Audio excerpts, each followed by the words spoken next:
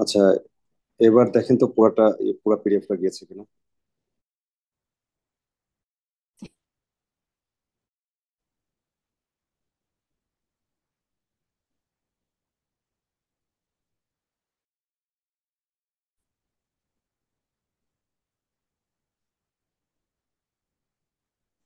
হুম, ঠিক আছে।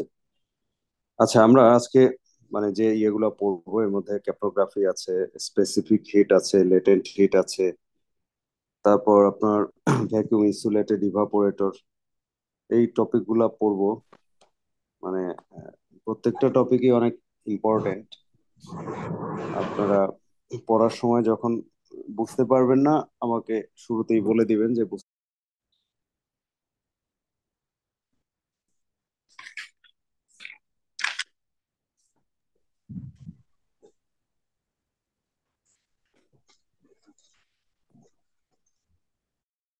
Copper. Yes, good.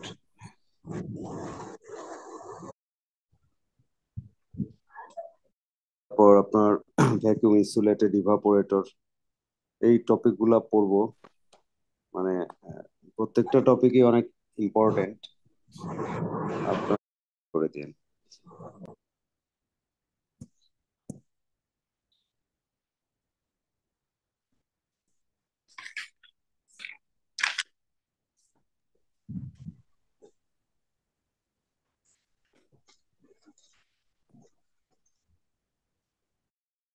Yes, good. আচ্ছা, এখানে লেটেন্ট হিট এটা মানে খুব বেশি আর কি ইম্পর্টেন্ট।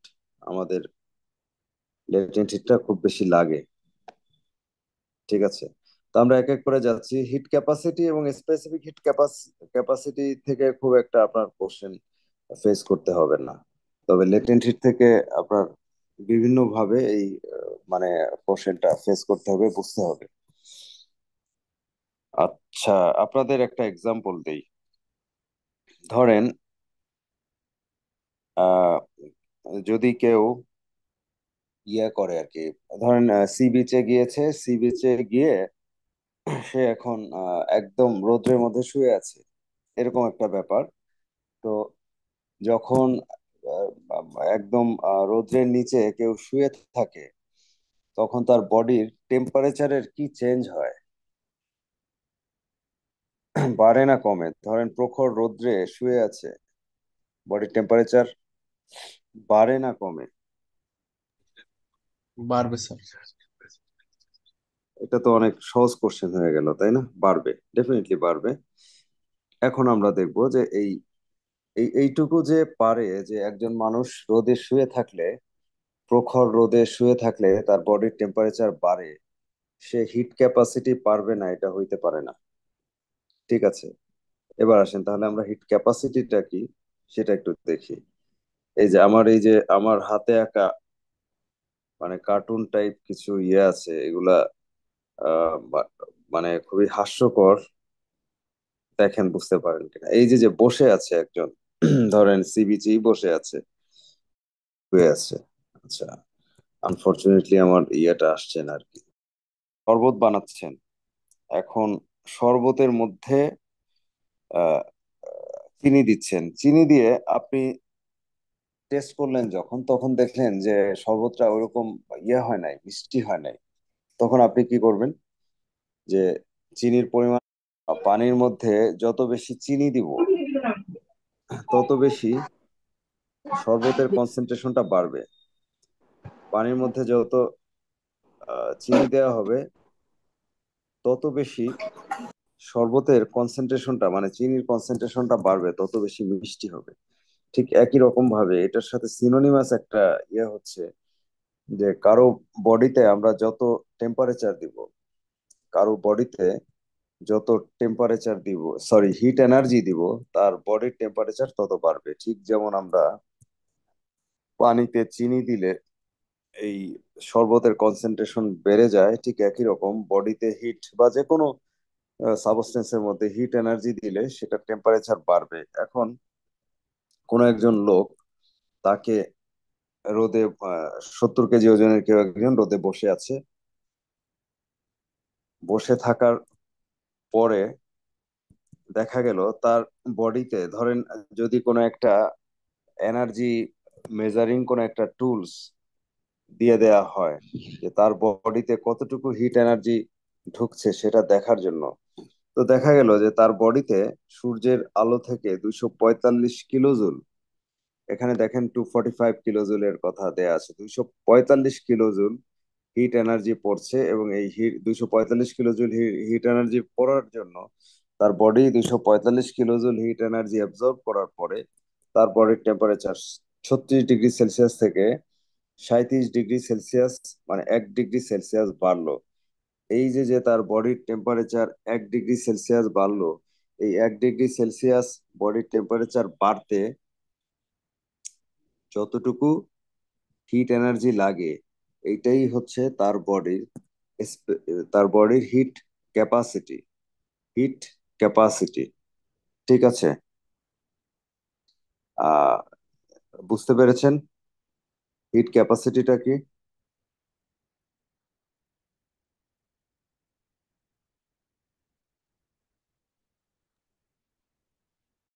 আরেকবার একটু স্যার, একটু যদি স্যার রিপিট করতেন।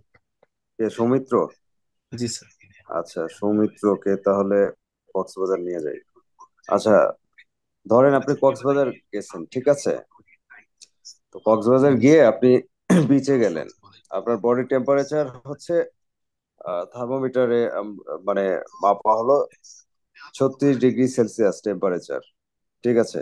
36 ডিগ্রি সেলসিয়াস টেম্পারেচার, যদিও এটা মানে কোর টেম্পারেচার, শেল টেম্পারেচার এর চেয়ে কম হবে। আপনি ধরে নিন আপনার বডির টেম্পারেচার 36 ডিগ্রি সেলসিয়াস, আপনার ওজন 70 কেজি, ঠিক আছে? এখন আপনি ওখানে গিয়ে বসলেন, রোদে বসলেন। এখন রোদে বসলে যেটা হয়, সূর্যের যে হিট এনার্জিটা এটা তো আপনার শরীরে পড়বে, ঠিক আছে?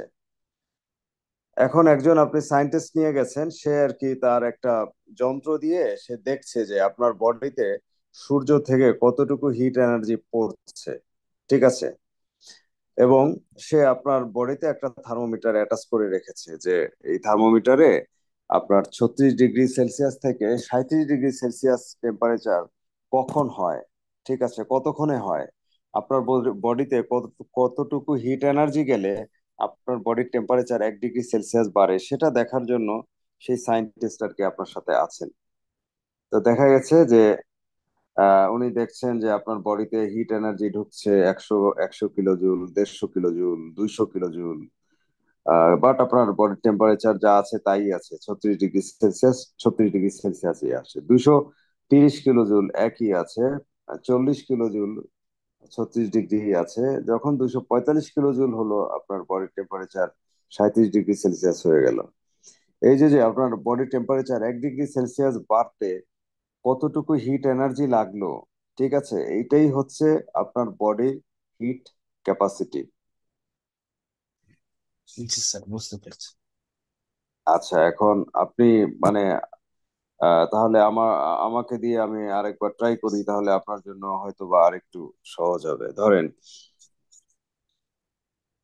আমার ওজন আপনার চেয়ে কম, ঠিক আছে? আমিও আপনার সঙ্গে ছিলাম আহ কক্সেস বাজার, এবং ওই পাগলা সায়েন্টিস্ট উনি আছেন তখনও। উনি এখন বললেন যে ইয়ার ওজন তো কম, তুষারের ওজন কম, দেখি তাহলে তুষারের একই রকম হিট এনার্জি লাগে কিনা ও টেম্পারেচার বাড়ানোর জন্য, ঠিক আছে? তো আমার বডিতে উনি ওই যন্ত্রটা অ্যাটাচ করলেন যে কতটুকু হিট এনার্জি আমার বডিতে যায়, এবং আমার ওয়েট ধরেন 55 কেজি, ঠিক আছে? এখন যেটা দেখা গেল যে হিট এনার্জি 100 কিলোজুল গেল, ওজন মানে টেম্পারেচার বাড়ছে না, 150 গেল, টেম্পারেচার বাড়ছে না,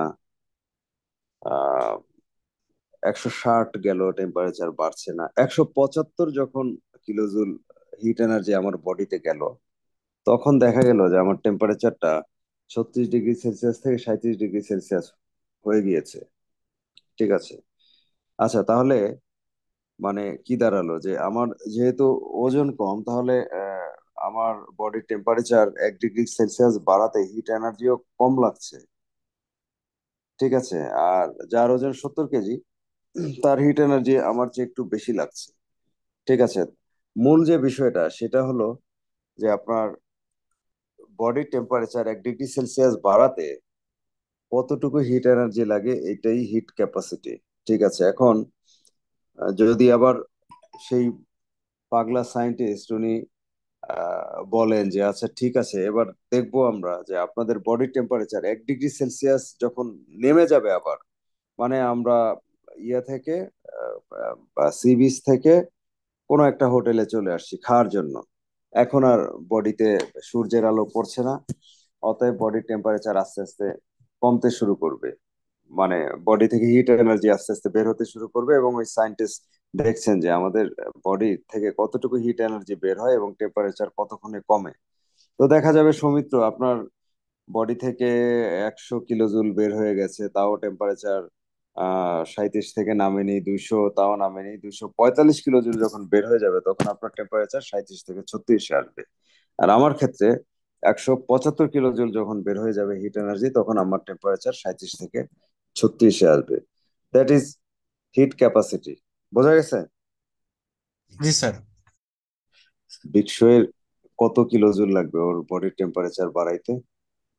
স্যার আরো বেশি লাগবে স্যার। প্রায় 700। ওর ওজন যদি 200 কেজি হয়, ওর প্রায় 700 কিলোজুল লাগবে ওর বডির টেম্পারেচার 1 ডিগ্রি সেলসিয়াস বাড়ানোর জন্য। ঠিক আছে, জি স্যার। আচ্ছা তাহলে এটা গেল আমাদের স্পেসিফিক। 1 ডিগ্রি সেলসিয়াস বাড়াতে হিট লেগেছিল 245 কিলোজুল। তো আমি যদি এখন বলি যে এই ভদ্রলোকের 1 কেজি ওজনের টেম্পারেচার বডির, 1 কেজি ওজনের বডি টিস্যুর 1 কেজি ওজনের টেম্পারেচার বাড়াতে কত কিলোজুল ইয়ে লাগবে, হিট এনার্জি লাগবে, তাহলে সেটা হবে স্পেসিফিক হিট ক্যাপাসিটি। এটা কি বুঝতে পেরেছেন কিনা?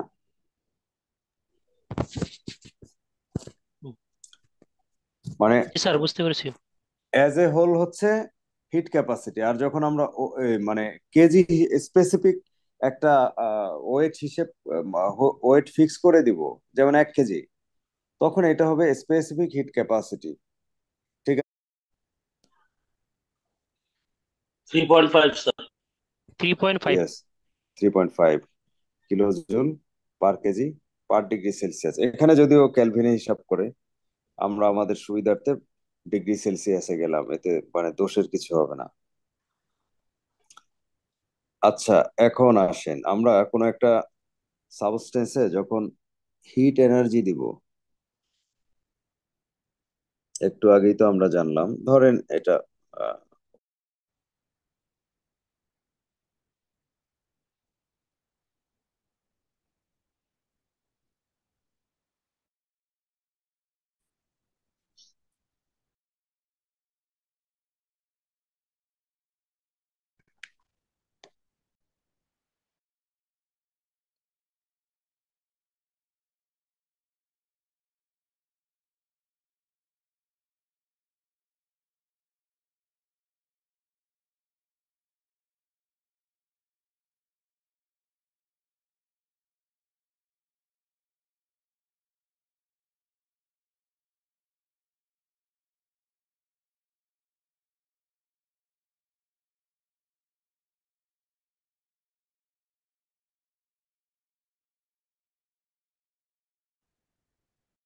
তে ছিলাম।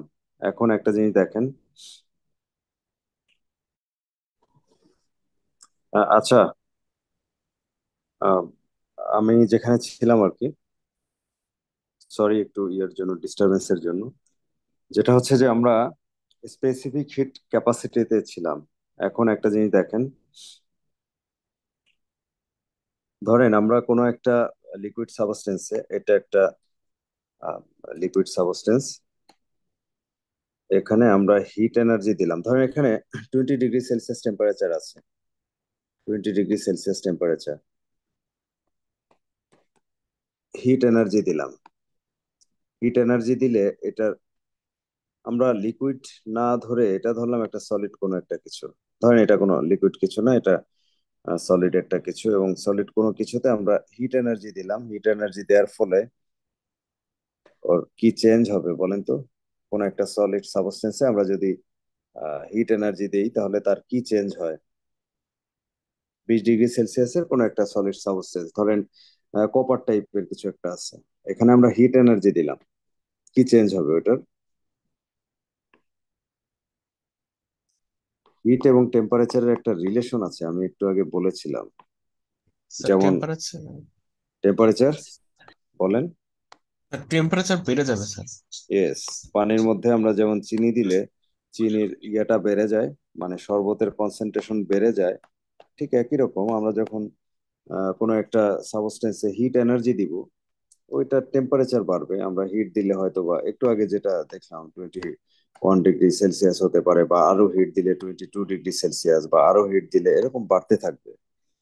ঠিক আছে, তবে আপনাদের একটা, আমি এর আগে একটা পড়া পড়িয়েছিলাম, সেটা আপনাদের মনে আছে কিনা, সেটা যদি রিকল করতে পারেন তাহলে এখন সুবিধা হবে। সেটা হচ্ছে আহ, আমরা যে পড়েছিলাম স্যাচুরেটেড ভ্যাপার প্রেসার, এটা কিন্তু বারে বারে আসছে, স্যাচুরেটেড ভ্যাপার প্রেসার। মনে আছে যে আপনার একটা লিকুইডে একটা লিকুইডে একটা ডেফিনিটিভ টেম্পারেচারে এভারেজ কিছু মলিকুলার মোশন থাকে, এবং এই এভারেজ যে মলিকুলার মোশন তার তার চেয়ে বেশি কিছু এক্সট্রা কাইনেটিক মলিকুল থাকে, মনে আছে ইয়েগুলা, যেগুলা লিকুইডের সারফেসে থাকে, এবং আর কিছু মলিকুল থাকে যেগুলা আপনার এভারেজ মলিকুলের চেয়ে যেগুলোর মোশন অনেক কম। ঠিক আছে, তো এক্সট্রা কাইনেটিক যে মলিকুল গুলা আছে, সেই মলিকুল গুলা কি করে, এদের এনার্জি এত বেশি, এদের মলিকুলার মোশন এত বেশি, বিশেষ করে এনার্জি না বলে মলিকুলার, মানে ওদের মোশনটা বলাটা মোর স্পেসিফিক, ওদের মোশনটা এত বেশি যে ওরা লিকুইডে না থেকে আলটিমেটলি স্পেসে চলে যায়, দ্যাট ইজ ভ্যাপার হয়ে যায়। ঠিক আছে, এখন একটা জিনিস খেয়াল করেন, এই যে সে লিকুইড থেকে ভ্যাপার হচ্ছে, ধরেন লিকুইডের টেম্পারেচার হচ্ছে 20 ডিগ্রি সেলসিয়াস, তো এই মলিকুলটা যখন লিকুইড থেকে ভ্যাপার হবে, এই ভ্যাপারের টেম্পারেচার কত হবে আপনি কি মানে কি মনে করেন? আবু আলিম এবং শারমিন আক্তার, আপনারা একটু কাইন্ডলি বলেন তো, কম?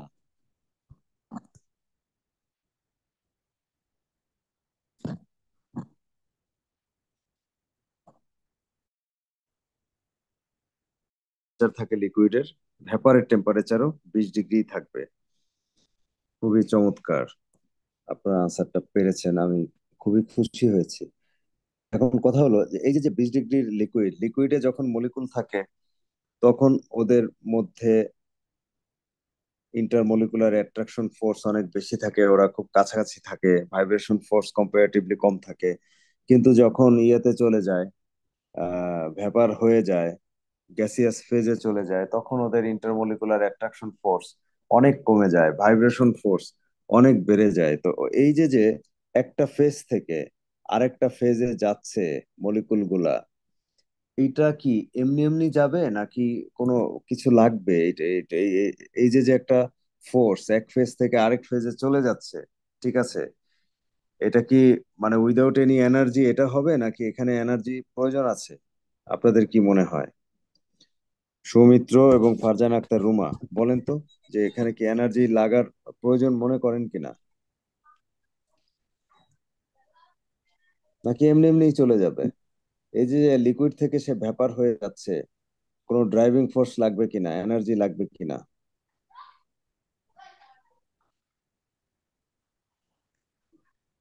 স্যার লাগার কথা তো স্যার, লাগবে স্যার।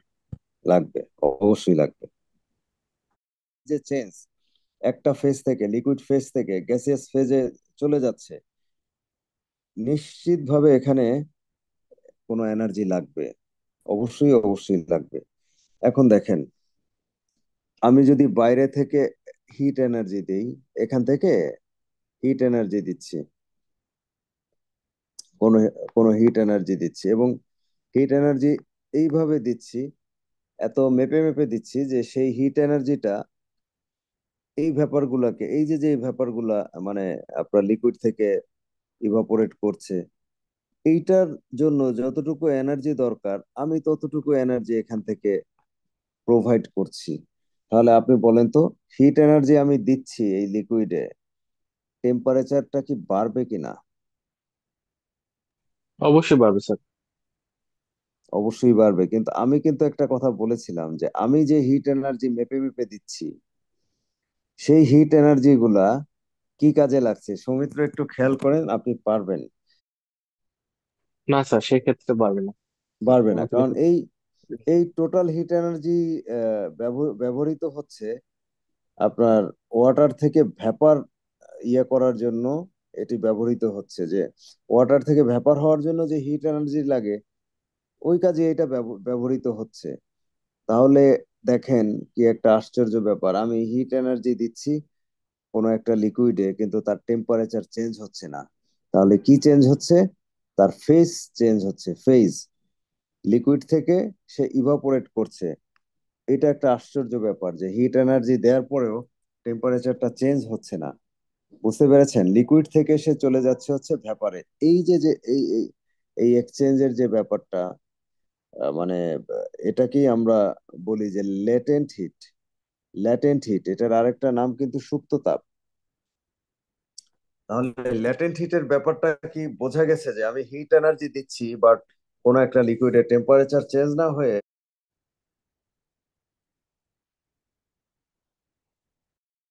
এই যে যে ইভাপোরেট হচ্ছে ইনহেলেশনাল এজেন্ট থেকে, এই ইভাপোরেশনের জন্য ইয়ে লাগবে কিনা, লেটেন্ট হিট লাগবে কিনা?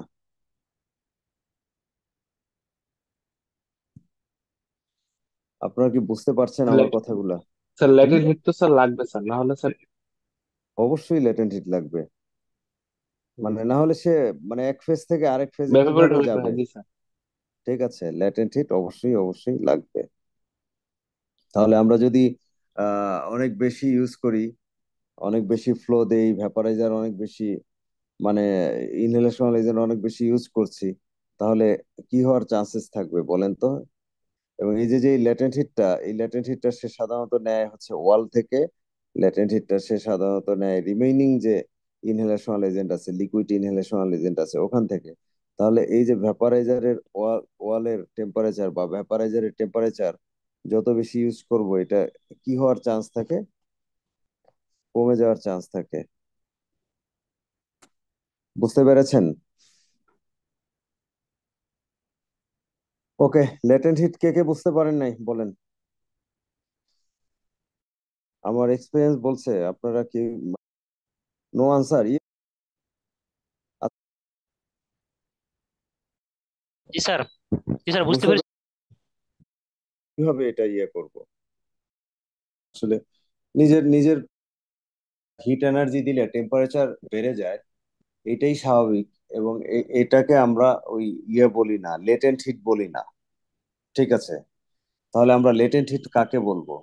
সেটা হচ্ছে যে আমরা হিট এনার্জি দিচ্ছি কিন্তু টেম্পারেচার বাড়ছে না, এটাই হচ্ছে লেটেন্ট হিট। নর্মালি কি হয়, আমি হিট এনার্জি যখন দিব টেম্পারেচার বাড়বে, ঠিক আছে। আর লেটেন্ট হিট মানে সুপ্ত তাপ, বাংলায় যেটাকে বলে সুপ্ত তাপ। এর এর ক্ষেত্রে কি হয় যে আমি হিট এনার্জি দিচ্ছি কিন্তু টেম্পারেচার বাড়ছে না। ঠিক আছে, তাহলে ব্যাপারটা কেমন হয়ে গেল না, যে একদিকে হিট এনার্জি দিলে টেম্পারেচার বাড়ছে, অন্যদিকে হিট এনার্জি দিলে টেম্পারেচার বাড়ছে না। ঠিক আছে, তাহলে এখন প্রশ্ন হচ্ছে যে কোথায় হিট এনার্জি দিলে টেম্পারেচার বাড়ে না, বা কেনই বা বাড়ে না? সেটা হচ্ছে, ধরেন কোন একটা লিকুইডে, কোন একটা লিকুইড সাবস্টেন্সে,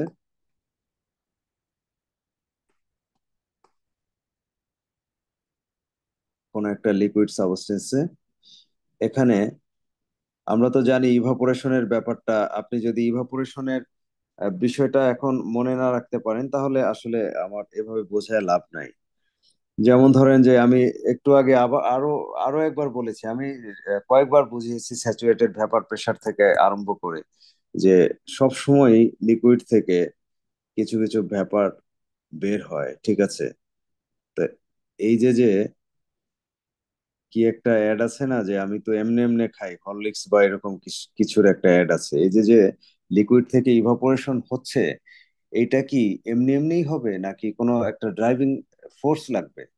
ড্রাইভিং বলেন ফোর্স তো। লাগবে। ড্রাইভিং ফোর্স লাগবে, এনার্জি লাগবে। ঠিক আছে, তাহলে এই এনার্জিটা সে কোথায় পাবে, সে কোত্থেকে নিবে এই এনার্জিটা? এই যে যে ড্রাইভিং ফোর্সটা ইয়ে হলো, সেই এনার্জিটা সে কোত্থেকে নিবে? সে নিবে হচ্ছে রিমেইনিং লিকুইড যে আছে, রিমেইনিং লিকুইড থেকে নিবে, এবং সে নিবে হচ্ছে এই ওয়াল থেকে। ঠিক আছে, তাহলে ইভাপোরেশনের সময় যে হিট এনার্জি লাগে, সেই হিট এনার্জির সে পাচ্ছে হচ্ছে যে রিমেইনিং যে লিকুইড এবং ওয়াল, এখান থেকে সে হিট এনার্জি পাচ্ছে। ঠিক আছে, এখন দেখেন যে আমি বাইরে থেকে যদি হিট এনার্জি দেই, এটা কিন্তু বোঝার জন্য, আমি বাইরে থেকে যদি হিট এনার্জি দেই, হিট এনার্জি দিলে নর্মালি যেটা হওয়ার কথা ছিল যে এই যে যে এইটা কন্টেইনারের যে ওয়ালটা আছে, এই ওয়ালের টেম্পারেচারটা বাড়ার কথা ছিল, বা এই লিকুইডের টেম্পারেচার বাড়ার বাড়ার কথা ছিল। কিন্তু যদি আমি ওই পরিমাণে হিট এনার্জি দেই, যে পরিমাণে হিট এনার্জি ইভাপোরেশনের জন্য ইউজ হচ্ছে, তাহলে কি হবে যে এই হিট এনার্জি তো ইভাপোরেশনের জন্যই লাগছে, তাহলে এ তো টেম্পারেচার বাড়ানোর জন্য হেল্প করবে না।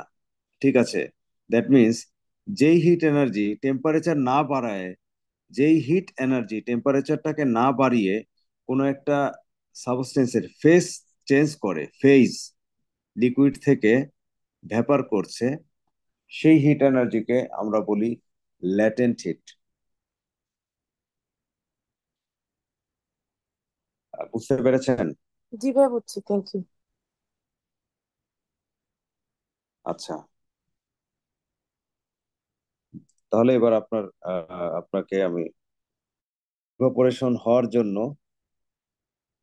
ধরলাম যে 1 মিনিট, 1 মিনিট ইভাপোরেশন হওয়ার জন্য এখানে টেম্পারেচার লাগছে হচ্ছে 60 কিলোজুল, এবং আমি এই লিকুইডের টেম্পারেচার হচ্ছে 20 ডিগ্রি সেলসিয়াস, এবং 1 মিনিট ইভাপোরেশন, 1 মিনিটে যতগুলো ভ্যাপার বের হলো, ওই ভ্যাপার ইয়া হওয়ার জন্য এনার্জি লেগেছে হচ্ছে 60 কিলোজুল। আর আমি এখানে দিয়েছি, হিট এনার্জি দিয়েছি 60 কিলোজুল বাইরে থেকে। ঠিক আছে, তো এখন বলেন তো, আমি যে 60 কিলোজুল হিট এনার্জি দিয়েছি, এটার জন্য এই লিকুইডের টেম্পারেচার বাড়বে কিনা? না, যতটুকু আছে অতটুকুই থাকবে। অতটুকুই থাকবে। তাহলে কি চেঞ্জ হলো এই হিট এনার্জি দেয়ায়, কি চেঞ্জ হলো? টেম্পারেচার চেঞ্জ হয় নাই, কিন্তু ওই যে আপনার লিকুইড থেকে ভ্যাপর হয়েছে, ফেজটা মানে চেঞ্জ হয়েছে। ফেজ চেঞ্জ হয়েছে, এই তো গুড। আসলে আমার আমার এখনকার অনুভূতি অনেক চমৎকার যে বুঝতে পেরেছেন। আচ্ছা, আর কেউ কি আছেন বুঝতে পারেননি? তাহলে হ্যান্ড রেজ করতে পারেন। ঠিক, যদি আপনি না বুঝেন, আপনি অনেক কিছুই বুঝতে পারবেন না। কুমিরের পেটে অন্য কিছু হয় না, ঠিক একই রকম এই যে যে আমরা ইয়েটা দেখবো যে আপনার water, 1 KG water, 1 KG vapour হচ্ছে। ঠিক আছে, ওই ওয়াটারের যে টেম্পারেচার, যেটা ভ্যাপারের টেম্পারেচার একই হবে। কুমিরের পেটে যেমন কুমির হয়, ওই একই টেম্পারেচারের লিকুইড থেকে একই টেম্পারেচারের ভ্যাপার হয়। এটা কি বুঝতে পেরেছেন? এখানে দেখেন 1 কেজি ওয়াটার দেয়া আছে, 1 কেজি ওয়াটার, 1 কেজি ওয়াটার থেকে আমরা যখন 1 কেজি স্টিম, মানে ভ্যাপার ইয়ে হবে, 1 কেজি ওয়াটার যখন 1 কেজি ভ্যাপার হবে, ঠিক আছে, আপনি টেম্পারেচারটা দেখেন তো। টেম্পারেচার হচ্ছে 100 ডিগ্রি সেলসিয়াস, 100 ডিগ্রি সেলসিয়াস। আর আমরা হিট এনার্জি দিয়েছি কত?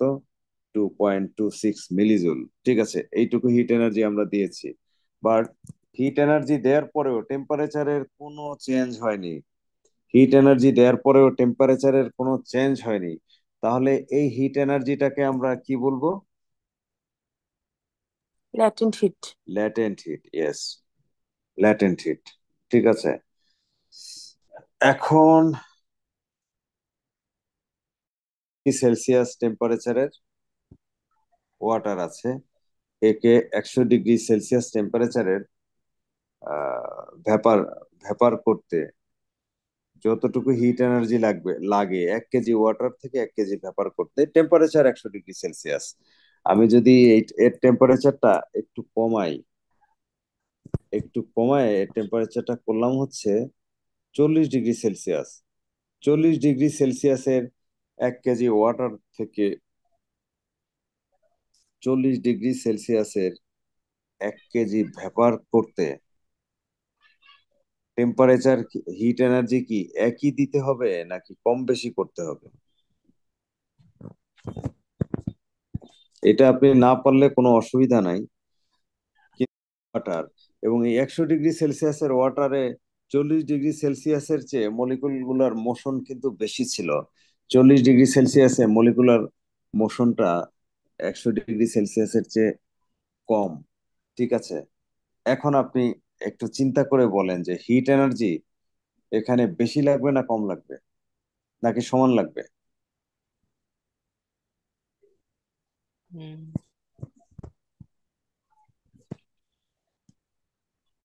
একটু ড্রাইভিং ফোর্স দিলেই ও ভ্যাপার হয়ে যাবে। আর 40 ডিগ্রির যেটা মোশনটা ওর চেয়ে কম, তার মানে ওকে ভ্যাপার করতে একটু বেশি এনার্জি লাগবে। ঠিক আছে, ওকে,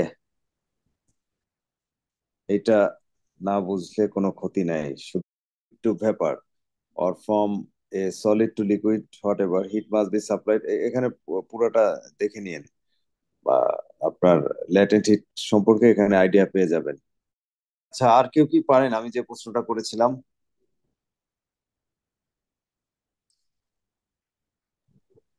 স্যার হিট স্যার বেশি দিতে হবে স্যার। আহ কোনটায়, এখানে 100 100 ডিগ্রিতে না 40 ডিগ্রিতে সৌমিত্র? না স্যার 40 ডিগ্রিতে স্যার, ওই মোল 40 গুলোকে তো ডিগ্রিতে আমাকে স্যার।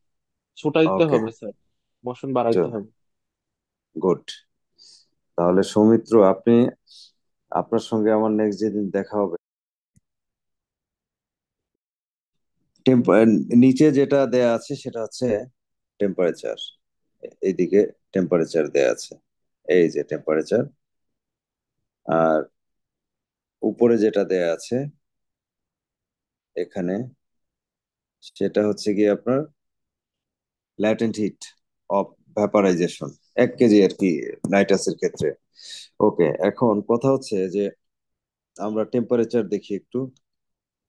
10 ডিগ্রি টেম্পারেচারের 10 ডিগ্রি টেম্পারেচারের নাইট্রাস, এইটার আমরা ধরলাম যে আপনার 1 কেজি ওজনের 10 ডিগ্রি সেলসিয়াস টেম্পারেচারের নাইট্রাসের ইভাপোরেট হতে ল্যাটেন্ট হিট কতটুকু লাগবে সেটা যদি আমরা একটু দেখি, কত হতে পারে এখানে, 13 13 এর মতো। ঠিক আছে, 13 মিলিজুল পার কেজি। ওকে, 20 ডিগ্রি সেলসিয়াস, 20 ডিগ্রি সেলসিয়াস দেখেন আপনারা, এখন কিন্তু টেম্পারেচারটা একটু বেশি, এখন মলিকুলের মোশন একটু বেশি, অতএব এখান থেকে ইভাপোরেট করতে কিন্তু হিট এনার্জি বেশি লাগবে না কম লাগবে 10-এর চেয়ে? স্যার কম লাগবে। কম লাগবে, গুড, কম লাগবে স্যার। কম লাগবে। দেখেন এখানে কিন্তু আগে 13 যদি লাগে, এখন হয়তো 11, হয়তো বা 11। ঠিক আছে, 30 ডিগ্রিতে কি বেশি লাগবে না কম লাগবে? 20-এর স্যার কম চেয়ে লাগবে স্যার, কম লাগবে, আরো কম yes, বিশের লাগবে। চেয়ে কম লাগবে, আরো এই কম দেখেন, লাগবে। এই দেখেন 7। আচ্ছা, এইবার most temperature. Critical critical temperature. Temperature. Critical temperature. আচ্ছা দেখেন তো, ক্রিটিক্যাল টেম্পারেচারে যখন একটা কিছু পৌঁছে যায় ক্রিটিক্যাল টেম্পারেচারে, তখন কি ওর ইয়ে লাগে কিনা, ইভাপোরেশন হওয়ার জন্য কতটুকু হিট এনার্জি লাগে। দেখেন, যখন লিকুইড ওর ক্রিটিক্যাল টেম্পারেচারে পৌঁছে যায়, তখন ওর হিট, মানে ওই কি বলে, ক্রিটিক্যাল টেম্পারেচার থেকে ইয়ে হওয়ার জন্য, মানে ক্রিটিক্যাল টেম্পারেচারে ইভাপোরেট হওয়ার জন্য ওর কতটুকু হিট এনার্জি লাগে।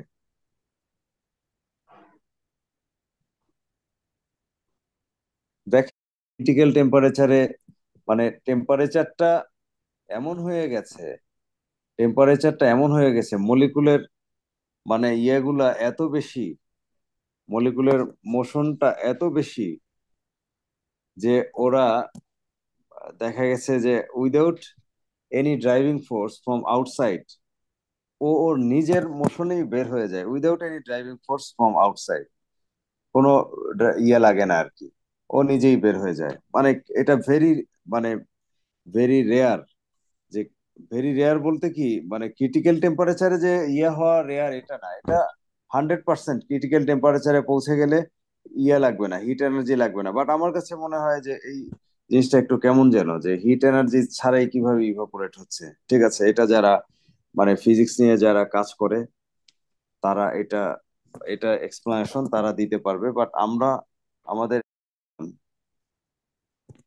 ঘন্টা খানেক ধরে সেই নলেজ থেকে আমাদের এক- যে আমার আমার স্যাটিসফ্যাকশনটা আসতো না। ঠিক আছে, এই যে লিকুইড অক্সিজেন সাপ্লাই সিস্টেম, এটার আরেকটা নাম কিন্তু ভ্যাকিউম ইনসুলেটেড ইভাপোরেটর।